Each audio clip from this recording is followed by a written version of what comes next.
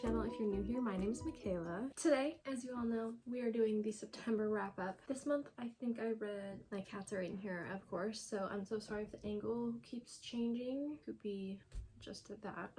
Okay, so I read 7 books this month. Better than I thought I did. First of all, we read The Gilded Cage, which is the second book in the Prison Healer series, and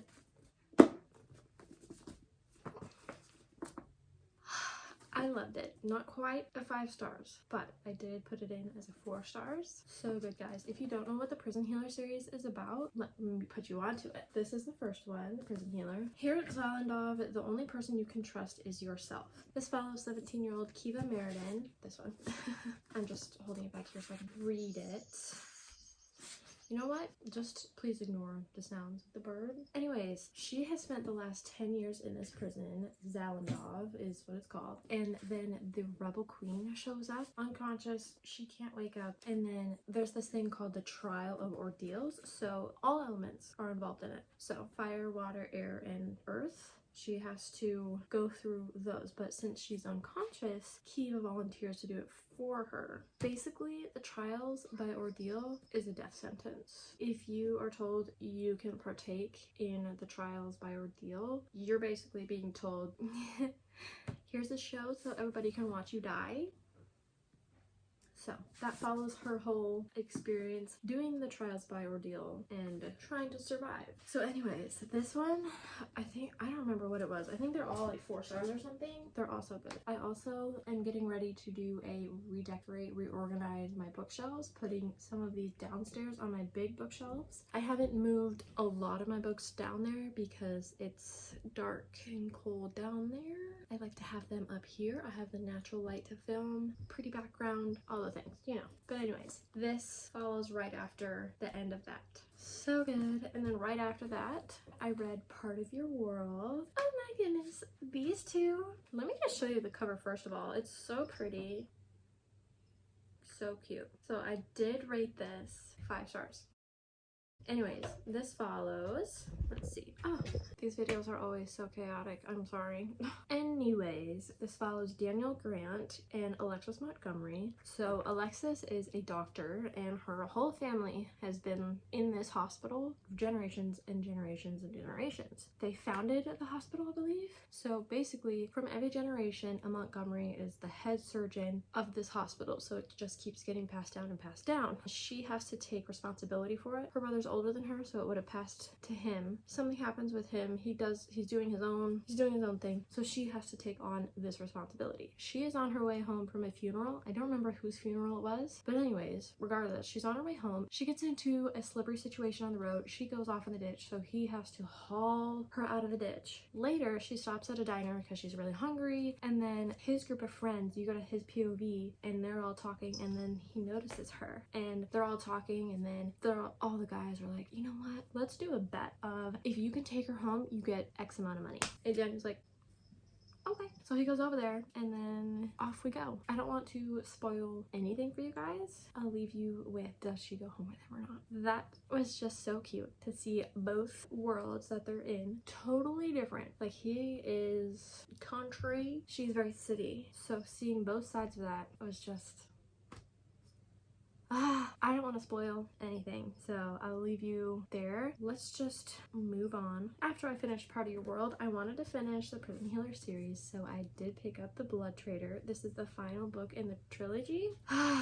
After reading, you know what this means. It was so good. So good. I wish there was more action to the places that they were and more like high stakes feel, but that happened more towards the end. I think it's a 4.5 stars.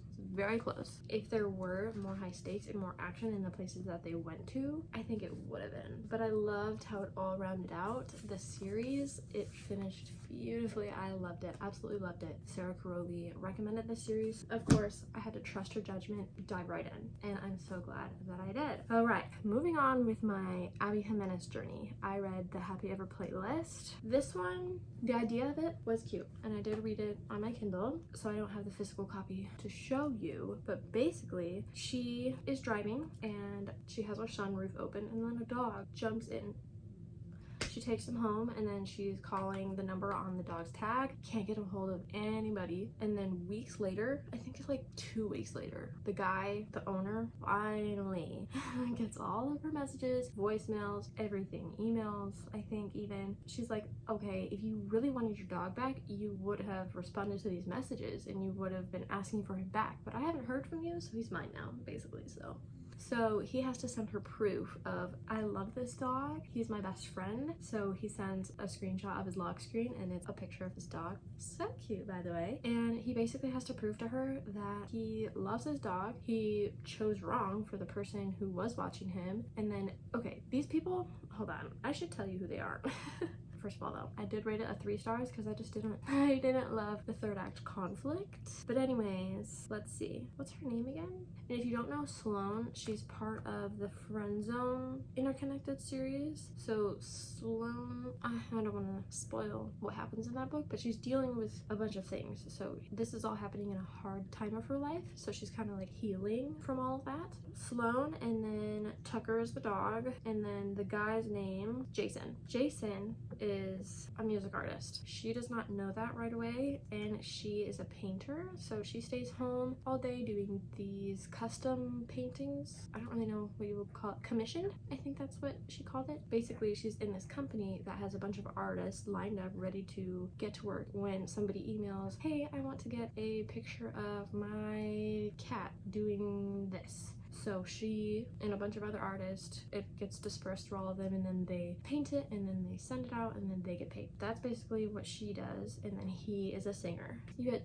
totally different sides of the world, literally. I mean, she is in the US and he is in Australia at the very beginning of the book. Lots of stuff to unpack in all of that. I just did not like the third act conflict. I thought it could have been handled differently, but of course, I can totally understand exactly why it happened that way, because I feel like I would have done exactly the same thing as Sloane, just, you know what I mean? If you've read it, you know what I mean. Next, I read The Naturals by Jennifer Lynn Barnes. So this has, 4 books in the series, and she also wrote The Inheritance Games, and I really like The Inheritance Games. We'll get to that in a second. This is the first book that I've read by her, and it was described to me as Criminal Minds but teenagers. So basically there's profilers, there's lie detectors, there's emotion gauges. I don't remember what all else, but I wish I would have seen more in this book, like of what the teenagers could do. That was a little disappointing, so I did rate it a 3 stars. The plot twist didn't really twist for me. I'm like, it could have been a different thing for me. I am, though, looking forward to the rest of the books in this series. It sounds really good, and I hear everybody rave about these. I've not seen a single negative thing about it. I know I said it could have been better, but that's not really, whatever. I'm not saying it in like a negative kind of way. I'm just like, just a little disappointed because I was expecting like a huge plot twist, which I guess it kind of is. Hey, are we being nice over here? That doesn't look nice for you. She was on top of Koopy, like biting him. So anyways, I did rate this a 3 stars. I am going to finish the series and have them displayed on my shelves because, I mean, all the colors are cool. And then they each have a little design. So that would be on the spine. The dice would be on the spine. And the puzzle piece? No, plain. And then the clock. Looking forward to the rest of these and the mysteries that it all solves. And I've heard people say that there's one big mystery throughout all of the book, and then at the end of the series it's all finished out. But within each book there's one mystery that they're trying to solve. But yeah, that was The Naturals. Then I read The 7.5 Deaths of Evelyn Hardcastle. First of all, the cover of this is like a velvety, it's very soft. That's really nice. Second of all, it's kind of thick, honestly. So how many pages? Over 458. Pretty big for a mystery. And let me just say, I couldn't tell up from down with this book. I didn't know where it was going. I did have to persevere. This was so confusing, but in the best way. So if you get past the first perspective, you immediately jump right into the thick of it from the very beginning. The first perspective is really weird because you're like, okay, well, why should I care about this? He's like alone in the woods, and then you're like, okay, well, this guy has no memory. What's going on? Like, you know? Anyways, they are at Blackheath, which is this mansion kind of thing, where the mom, on the 19th anniversary of her son's death, she has everybody back at Blackheath. That's why everybody's there, but you jump from person to person. You have 8 people that you're going through, and you see the different things that happen at different times, but you're in different places, and then at the end, it just wraps up perfectly. If this wasn't a 5-star, no, I don't think it was. No, it was at least a 4.5, because if it grabbed me right away from the very beginning, I think it would have been 5 stars, but I had to get into it and persevere a little bit. So I do have some highlights. So it was good. It was very good. Then I read The Inheritance Games. The first one is on Kindle Unlimited, so I was able to read it on my Kindle. It wasn't really what I was expecting. I was expecting more of a high stakes mystery, but I should have been like, oh, this girl is a teenager, and I mean, her life is in danger a few times, or a couple times. That was kind of trying to be high stakes, but it just didn't hit as hard because I don't know. I guess I was just expecting a little bit more. Also, it was a little hard to follow the clues and the rules and the mystery because I didn't really know where it was going. I mean, obviously I know that they have to solve stuff, but it was only 3 stars, mainly just because of all of that, and I didn't really get the clues in the mystery, so that was it. So if you don't know what The Inheritance Game is,